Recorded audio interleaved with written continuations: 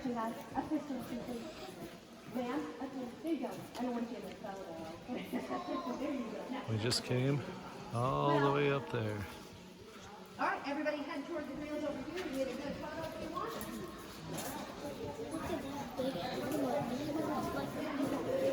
Pretty crazy. Let's not knock over the camera, huh?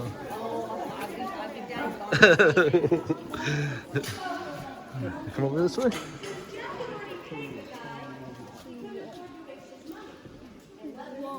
Whoa. It could be. Does it look like And it wasn't safe to launch it up there. Since Jack had already paid him, he wasn't wasting his money. He helped Don take his balloon apart for all the parts and pieces in here. When they launched that balloon is when we set the world's first underground altitude record for flight. We have every underground altitude record for flight. You might realize you have to be inside a cave that's on top of a mountain for that to happen. Now, on the 4 occasions we've flown hot air balloons, make sure you stop by at the end of the tour at the cave desk where I've got a glass case with photos of every hot air balloon flight. So it's pretty cool to look at. The 5, it was kind of hard to see the fifth one. It's just barely sticking behind one of the other ones. My favorite is the picture of 3. It's really pretty. But the one picture everybody seems to want to look at isn't those. It's of a crazy lady named Becky. Oh, do we have anybody named Becky in here today? Any Beckys? You're on that? Okay, kids. Have you ever known a Becky that wasn't crazy? Yeah, neither have we. But this Becky was so crazy, she decided as a hot air balloonist that she wanted to touch the ceiling of this room. You realize how she did that? She sat on top of her hot air balloon. She wasn't even tied to it. She decided at the last second she would wear a hard hat for safety. Yeah. Well, they used rope to control the ascent of the balloon and keep it away from the jagged rock on the walls. They got her closer and closer. Finally, she was so close, she stood on that balloon and planted her hand on the ceiling. Then just as she sat down, a gust of wind came through the hole, hit the balloon, knocked it against the wall, and ripped a gash in the side of that balloon. I wouldn't tell you this story if we hadn't got it down safely and tragic thing, you know. It rocked the balloon. It was ruined. She could never fly that expensive balloon again. So you might understand why all of us around here refer to Crazy Becky as a balloon too. Oh, wait a minute. I need to remind you of something. We only do cheesy dad jokes in here. Your level of safety goes up. You're good. All right. Did anybody catch the big hint I gave you about the very first year of cave tours? Anybody catch that year? So we celebrated 100 years? What? 1894. Yeah, it was before me, believe it or not. And in 1894, there was not a steel tower, no walkways, no rails, and the only light in this entire 6.5 miles we've explored so far was that little bit of daylight coming through the sinkhole. And this is about the brightest you'll ever see if you have a ray of sun coming through. Well, William Lynch, a Canadian, is mentioned on the wall over there.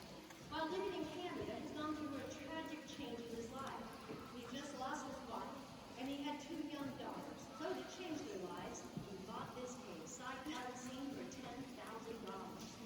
His daughters, when they arrived, were only 14 and 17, and they'd even married. And where that tower is to get you in here is where they installed a 70-foot-long wooden ladder.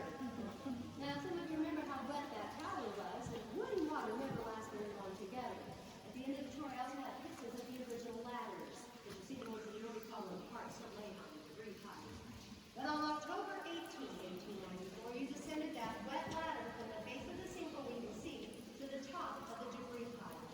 Then one of the sisters gave you a pair of coveralls with leather sewn to the backside so you could sit down and slide all the way down that debris pile. There wasn't any concrete here then, so when you got down there, you and your sister baby were handled. You had 4 to 6 hours to explore this cave on your own and get back to this room before they come looking for you. After hours of walking, following dark, muddy passages with just a candle, when you finally got left here, they sent you to the passage over there, to directly behind this formation in our screen room if you thought we were at home. You'd be ready for a long, cold drink of water before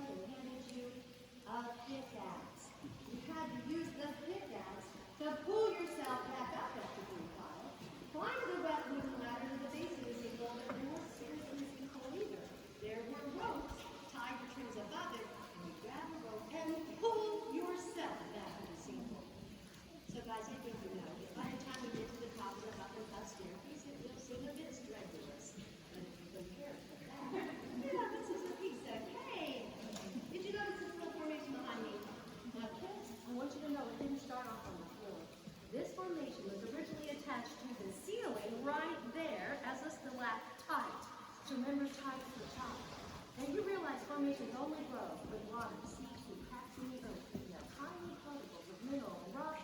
And with every drop that falls, they grow at the average rate, though, of only 1 cubic inch every 100 years. One reason we never touch formations, because when you touch a formation, they'll never grow again. When you touch it, they become a dead formation. Now, this one grew for a lot of years until it became so massive it broke from the ceiling, fell to the floor, and cracked like that famous Pennsylvania monument is named after. Yell it out, you know what I'm talking about. Pennsylvania. Liberty Bell! Well, it's not the perfect bell shape. It's hollow underneath like bells are. We had a half dozen guys under it once. But these days, there's a lot of people coming down the stairs seem to think it looks more like Darth Vader's helmet. Of course, once it hit the floor, it's no longer still tight. It was the Mike doesn't touch that ceiling again someday, thousands of years from now. Now, this formation started as a stalactite from the top. A stalagmite came up. Once they fused together, then, it became a close. You know what we call them? That's right, we call them a column. That'll help you remember. Although, I should warn you, you might go to things in other parts of the country or the world where they'll refer to it as a pillar. Not in those eyes. A pillar's what we lay our head on it. I warned you to that. Now, we named this beautiful column the Sentinel, which we think makes sense, because when you look around the room, you'll realize that it is guarding over this room as the only supporting structure of our entire room. Yeah, pay no attention to that. Oh, there's an aluminum passage. This was a little down. Unfortunately, it's smaller. Unfortunately, it's close to 100 feet. It's a wall. We call it disappointment passage. But as a little girl, I was much more disappointed in the Mammoth Room. I thought we had one hidden in there with that name. But they just called it that, and it's the second biggest room in the cave we've ever found so far. It's important for 2 reasons. Every day we do one lantern tour. That's when we turn off all the lights in the cave. And we do go up in the Mammoth Room on that tour. But what's more important are the passages that go off and then split in different directions. That which dark and quiet is what our bats choose during the day and during hibernation they just can't out. And the back weeks separately, where you see one on the wall, just remember how endangered they are. We're never allowed to touch or swat them. Just be like the guide, wait for it to get right about here, go, and let the guy behind you run. All right, as we start walking, on the other side of the Liberty Bell here is the first passage we're going to go through called the Serpentine. If you're above 5'5", look up here. Now, our last next one is I was at 9 minutes. I took a break and Clay said, "Why aren't you videoing?" So I got to turn it back on for the little guy. He says, "You better get videoing. No stopping it.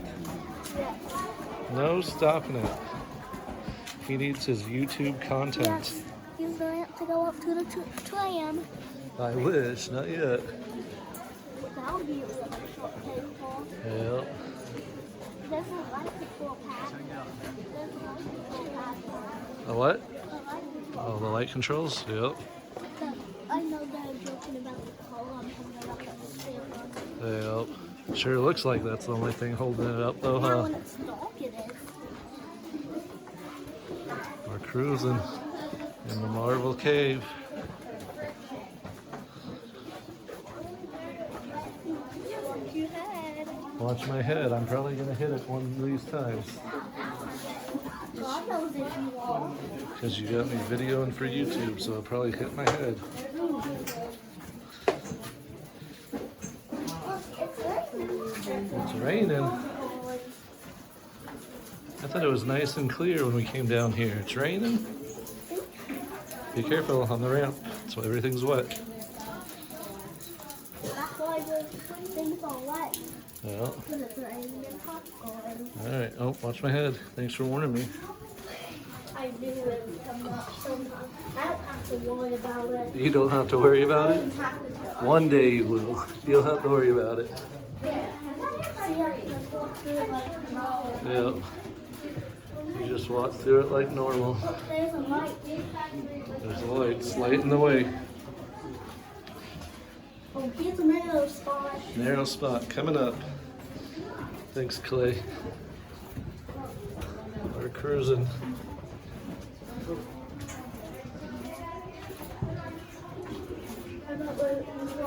Ooh, don't touch that. It's cold? This is a really steep photo. All right, watch your shoes. Watch the slippery floor. I think they have a lip thing on here though. They have grip things on You there. guys are walking through a passage carved out thousands of years ago by an underground river. That's me over there. It's pretty shaky opening from that side. We call it the genie's bum. From this side, like she said, and this one upside down there. I'm watching for my caboose. You in the hat, are you the last one down in the ship? I'm kind of touchy. I like to make sure everybody I brought in, I also get out. So I need a caboose. We're not going to fit together in another room all at the same time until we get past the waterfall. When we come out of that tunnel, I'll give you guys a thumbs up. If everybody's out in front of you going back, we're all going to charge you and pass you to find them, okay? And you guys make sure you get a look over that rail before you leave this room. All right, so, now, guys, the first documented explorer of this cave was actually in 1869, a gentleman by the name of Henry T. Blow. Now, he was from the St. Louis area, north of St. Louis. Some of you might recognize his name because later he became a senator in our state.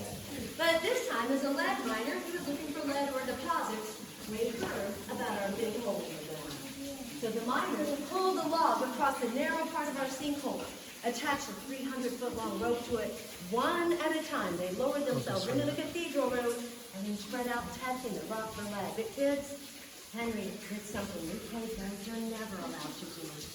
He took off by himself. He came down that very dark, muddy passage with his candle. And you probably realize this room did not look like this. It looked a lot more like this. Well, when Henry did finally get here, he couldn't go any further because this room over here was filled to the ceiling with a dark, smelling substance. He heard the water, so he cautiously crept over here with his candle. There was no rail to hold him back. He pushed it out to the edge, and when he couldn't see the bottom, tossed the rock over and waited to hear it hit. And he waited. He tried it several times with bigger and bigger rocks, but he never heard any of them hit the bottom. And with each one, he got a little more nervous. He'd heard the stories the Osage told about it being the devil's den, evil spirits, strange sounds. And he also noticed, like you may have, that the temperature went up. He started to believe that that pit leads to the worst place you can possibly imagine, the Department of Motor Vehicles. Now we know it wasn't anything so ominous that Henry hustled back out. When he got to the top, he said, "Folks, we don't have any interest in your cave. There's no lead in there. But you might be interested in what I did see. Now realize you've looked at the ceiling like candlelight, like you are, that your eyes have adjusted. And the ceiling did look smooth, flat, cloudy with dark spots, possibly veining going back and forth, and said, you've got marble in that cave. They could get rich mining marble. The word spread like wildfire. Folks in this area, they've always had a hard time making a good living farming in extremely rocky soil. Backbreaking, heartbreaking labor. Pooled their money together. You know, they eventually came up with over $20,000 and invested it in the Marble Mining Company. No longer the Devil's Den, it became Marble Cave. Now, the town that they built right along the lip of the cave, where our main street is, they called it Marmaros. That's Greek for Marble City. That way the miners had a place to say things to do. They got the equipment, the supplies. They hired the miners, and then they hired the geologist. Car before the horse, right? To make sure our kids know what the geologist studied. That's right. And he wasn't in here very long before he looked at the ceiling and said, folks, I hate to tell you this, but that ceiling is definitely not marble. As some of you know, it's the most common rock here in the Ozarks, limestone and dolomite. Right over here on this wall, iron oxide. We've got trace minerals like limonite and manganese in our calcite formations, and none of it is worth any money. Oh no! Thank goodness there was something in here worth money. Something that dark substance that filled that room to the ceiling. If you know what it was, yell it out. Guano! Or as he crudely said, yes, it is Batu. Can you believe people were paying for that crap? Now I'm going to clear up a myth, and I know some of you heard it. For many decades, the old guys used to tell a joke on every tour. I heard it when I was a little girl, and some of you heard it too. And I know my jokes are bad, but wait till you hear this one. They told everybody that guano is in mascara or makeup. Yeah, just to get to that ridiculous punchline that it put a whole new meaning to batting your eyelashes. Ew. bailed that out. Great fertilizer to this day, and during the Civil War, gunpowder and explosives. Now, just in case you wondered, fellas, we do not need exploding mascara for crying out loud. So they hauled bucket after bucket of guano out of a cave down the wilderness trail to Berryville, Arkansas, and they paid $700 a ton. Woohoo! Bucket after bucket after bucket for 4.5 long, dark, dangerous years until the poor bats had just figured out. I'm sorry. Maybe you figured out, though, why Henry didn't hear rocks in the bottom of the Gulf of Doom. Yeah, they landed softly, quietly with a 60-foot pile of guano. Now I'm glad it's gone. Only took 4.5 years to get thousands of years of guano out of the cave, and once it was gone, well, the miners had no way to make a living here, so they abandoned this cave and that little town of Marmarose. Some of you may know that every big ride in this park is named after something about our cave. So I'm going to give you 2 hints to see if you can figure out what ride I'm talking about. Are you ready? A short time later, a vigilante group showed up known as the Ball Knobbers. They'd gotten out of control. They heard a foreigner from Canada had the nerve to buy this cave, and they wanted that foreigner to get the message that they didn't want him here. So they burned completely to the ground what was left of that little town of Marmarose. So what ride am I talking about? All together now. Fire in the hole! And when the Lynch family got here, they got the message, but they were not leaving. They gave you a candle and sent you on your way through the cave. We all know the problem with candles, though. Everybody holds on to somebody or something, because if you had slipped, tripped, dropped your candle, next thing you know, can you see your hand in front of your face? Cover up your electronics for me. And you had no idea how far it was to fall into the Gulf of Doom. So they'd sit down and sometimes wait for hours for somebody to light their candle. Now, if you guys want the lights on, you just have to raise your hand. Good job, guys. I promise not to turn the light off on this one. Oh, by the way, by looking up at the smooth shape of the ceiling, I know some of you will know, who remembers the name of this room? The shoe room. There's the toe, the arch, the heel, and unfortunately, a bunch of athletes. Size 4,003. All right, guys. Now, as we descend further, a couple things to make sure we stay safe. As we go through the cloud room, the walkway is very uneven, so we'll all hold a. And then it's going to get worse, guys. Right over here, halfway down, there's only one rail on the right-hand side, and that is exactly where the stairs become wonky. To be in a single file, in the corkscrew staircase, it's very tight and narrow at your head and your left shoulder, and at the bottom of it, tall man's headache, and you don't have to be tall to get a headache. Tall would watch your backs and shoulders, too. Now, guys, you will pass a big bucket over here. There was one up in the queue when you were in line. Each of the 2 buckets could hold a ton of guano. They run a 300-foot-long pulley system to get them out of the cave. This means I'm building up to the worst joke of the day. I hope you're prepared. I expect a good growth. You realize at $700 a ton, yes, they got stinking rich. Okay. Where's my growth? On